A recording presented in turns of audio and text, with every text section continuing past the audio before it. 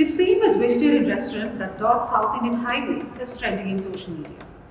Do you know why? The owner of the popular restaurant chain Adyar Ananda Bhavan, KT Srinivasa Raja, made a statement in a YouTube interview that people from all castes can now open vegetarian restaurants freely thanks to efforts of Dravidian, EV Ramaswamy, aka Periyar. He emphasized that Periyar's advocacy for social reforms and changes in the caste-based occupation system played a significant role in transforming the restaurant industry.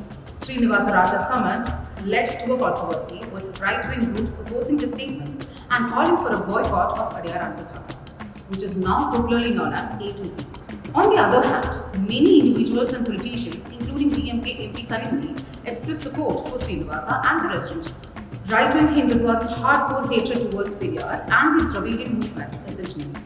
But why are we angry now at a restaurant for acknowledging Periyar? Srinivasa recalled that once the entire restaurant business, vegetarian restaurants to be precise, was run only by Iyengar Brahmins.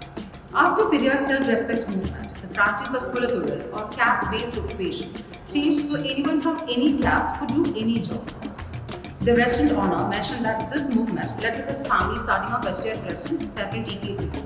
This led to several severe backlash from a section of netizens. Many called the owners casteist and some wanted a boycott of the restaurant.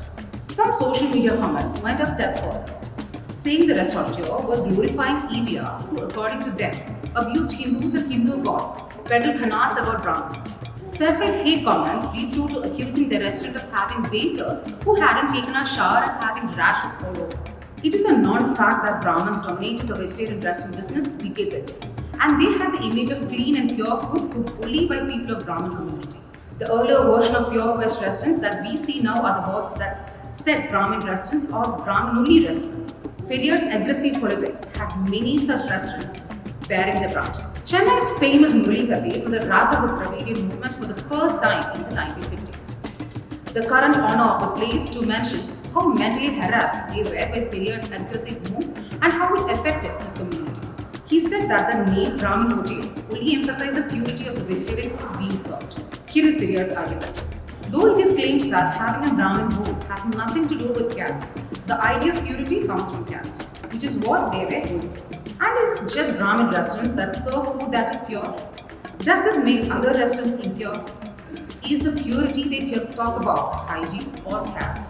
This movement against caste names to identify with certain jobs and trades snowballed into a massive social change of removing caste surnames from their own names. To this day, a vast majority of Tamils have no caste surnames. It does seem like uttering the name Periyar is the easiest way to get into the boycott trend in social media. The video of the interview is going viral on social media with hashtag boycott A2B. And this is Meera Nag and you're watching India Today's SoSouth.